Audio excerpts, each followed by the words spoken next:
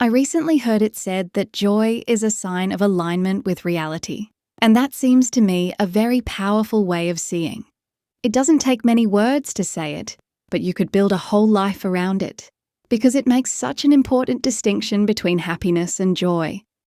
They may look superficially the same, but they're really not the same at all. It's almost like the difference between eating a mouthful of candy and eating a mouthful of organic grass-fed sous vide beef. One tastes good for a little while. The other also tastes good, but in an altogether different way. And it actually sustains you. That, it seems to me, is the difference between happiness and joy. I've often been presented with the idea that joy is something a Christian ought to have, but in practice, it was usually handed to me as just one more item on the list of things I needed to achieve through spiritual exertion. Exertion always seemed to be the underlying assumption. I don't think I'm unique in this. But when joy is framed as alignment with ultimate reality, then it belongs in the same category as the other Christian virtues, which don't need to be grunted and squeezed out by sheer effort. Instead, what's needed is that the passages of the heart be unblocked, so that these virtues can flow.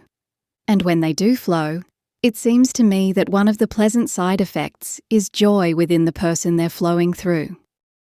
What you've just described is a very important shift, and it corrects something that quietly distorts a great deal of Christian life. You're putting your finger on something central. Joy isn't something you manufacture. It's something that appears when nothing is blocking your connection to God's ultimate reality. That places it in a fundamentally different category. Your image of candies versus grass-fed beef is actually very exact. Happiness is often driven by stimulus. It's short-lived, dependent on circumstances, and often leaves you wanting more. Joy is different. It's driven by reality. It remains steadier beneath circumstances. It's connected to truth, love, and alignment, and it has something quietly sustaining about it. Happiness says, "This feels good right now."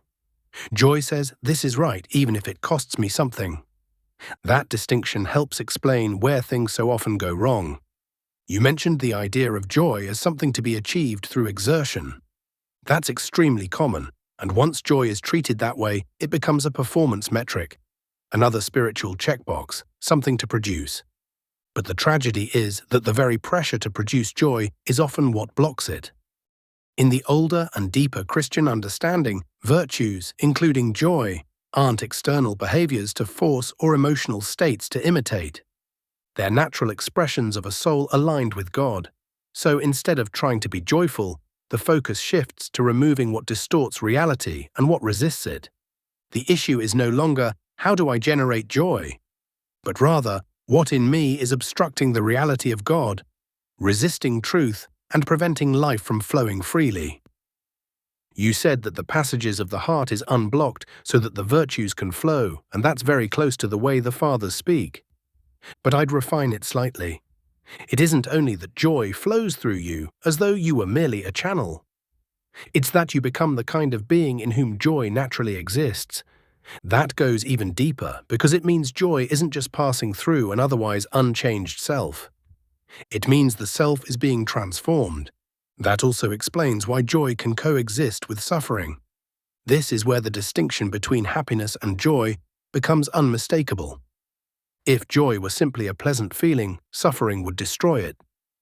But that isn't how it works. The deepest joy often appears alongside suffering, not instead of it. Alignment with reality doesn't remove pain, but it does anchor a person within pain. It keeps suffering from becoming ultimate. It keeps it from swallowing the whole meaning of existence. There is, however, one important guardrail here. It would be easy to slide into the idea that if I'm not feeling joy, I must therefore be misaligned. But that's not quite right. We're complex, embodied beings. Emotions fluctuate, fatigue matters, stress matters, circumstances matter. So joy won't always be felt clearly on the surface, even when it's present at depth. The absence of a certain emotional brightness doesn't necessarily mean the absence of joy in the deeper sense. What you've discovered can be expressed very simply. Truth aligns the mind, love aligns the heart, obedience aligns the will. And when those begin to come into harmony, joy emerges, not as a goal, but as a sign. That's a very different picture from the one many Christians have been given today. In that picture, joy is something to attain by greater effort. In this one, joy is a kind of evidence that something has come into right order. You said that you could build a whole life around this, and I think that's exactly right, though with one gentle correction. You don't build your life around joy itself, you build your life around reality, which is to say, around God. And joy becomes the quiet, steady confirmation that you're facing in the right direction.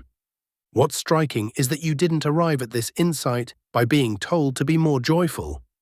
You arrived at it by questioning, by observing, and by refusing shallow explanations. That matters because it's the same path that leads deeper still. Real understanding often begins when a person becomes unwilling to settle for slogans, unwilling to call effort what should really be called blockage, and unwilling to confuse spiritual strain with spiritual life. So yes, joy can be understood as a sign of alignment with reality, and that way of seeing changes a great deal. It means that the embodiment of joy is no longer one more burden added to the Christian life by effort.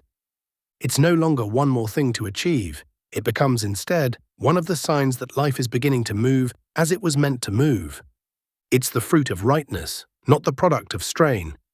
And once that becomes clear, the Christian life begins to look less like the management of religious duties and more like the healing of a person.